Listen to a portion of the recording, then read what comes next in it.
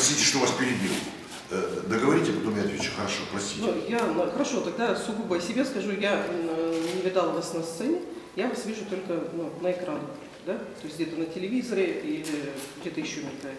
Вот, и поэтому у меня вопрос, как вы выбираете, возможно, рекламу, как вы соглашаетесь? Вам же важно, условно говоря, не продать себя дешево и некрасиво, да, но важно себя хорошо показать.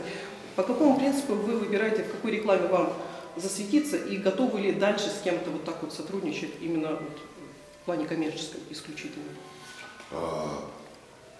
Значит, отвечу на ваш второй вопрос.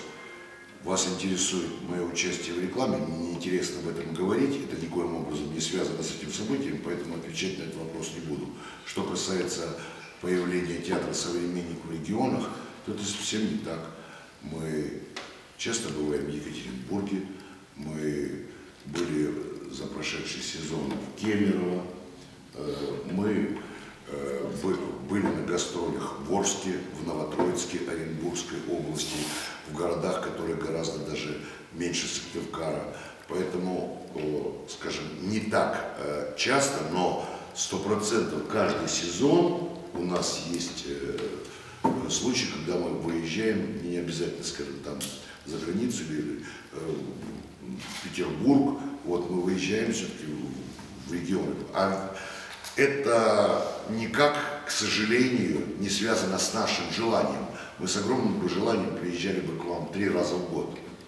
Вы знаете, правда, для артистов приехать на другую сцену это такой чуть-чуть глоток свежего воздуха. Вопрос в том, что любой приезд в театр «Современник», он на сколько-то процентов, на 80 зависит от вас, а не от нас.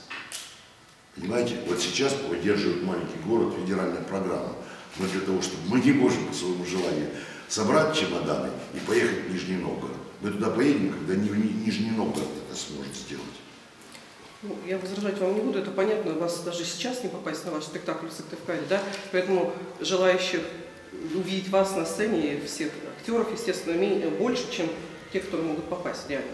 И еще один вопрос, возможно, вы тоже скажете мне стоп, я на этот вопрос не отвечаю, да? «Комсомольская правда», от вас можно ожидать всего чего-то. Хорошо, тогда вы пилите. Да. У меня вопрос, вы все-таки личность узнаваемая, очень такая харизматичная, да?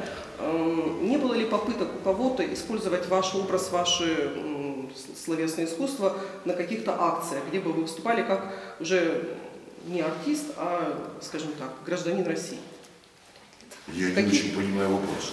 Допустим, касаясь пенсионной реформы, где очень много проходило всяких... Я не касаюсь политики.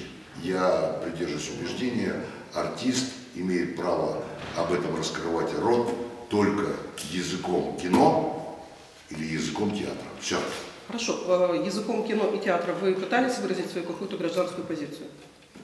Как я могу выразить, если вы знаете у меня такое кино, где я выражал гражданское, я же вам объясняю, что открывать рот о гражданской позиции, о политике, я, на мой взгляд, не имею права, я могу это делать только языком театра и кино. Значит, если мне завтра появится какая-то пьеса, которая будет выражать, я буду в ней играть, вот он будет, или такое кино. Пока у меня такого не было. Хорошо, спасибо. Да, пожалуйста. Вопрос к Сергею Леонидовичу. Вы современники с 1984 года. Скажите, пожалуйста, как менялся зритель на ваших глазах? Он молодеет, стареет, становится более продвинутым, или он среднего возраста? Какой он зритель? Знаете, зритель меняется, мне кажется, крайне быстро. И что такое меняется? Что это такое? Как это можно определить? Я могу вам только привести один пример.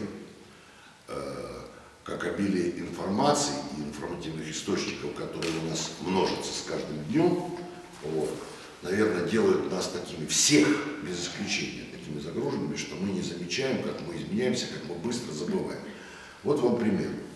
В конце, в 90-е годы в нашем театре был спектакль по повести Владимира Войновича «Шапка», который написал инсценировку Горин и поставил Игорь Владимирович Кваша. Если вы помните 19-ю партийную конференцию, на 19-й партийной конференции Егор Легачев сказал фразу, которая облетела всю страну и стала не просто крылатой. Он сказал: а вот тут, Борис, ты не прав, сказал он Ельцину. И вот в нашем спектакле была эта фраза. 6 лет, может быть 5, народ умирал, когда он это слышал. Потом все утихло. И на сегодняшний день для вас, вот для молодой девушки, эта фраза не значит ничего. Но для более старшего поколения, думаю, значит. Поэтому меняется достаточно быстро. Быстро, да. Ну и как бы, если вы хотите, значит, скажем, идет ли зритель в ногу с тем, мне кажется, что идет. Сейчас театр очень сильно экспериментирует, вот, и все это доступно, все это можно посмотреть, даже не зайдя в театр, все это видно в разных гаджетах, где какой вышел спектакль. Поэтому меняется и быстро, и это же неплохо. Я хотела добавить еще сегодня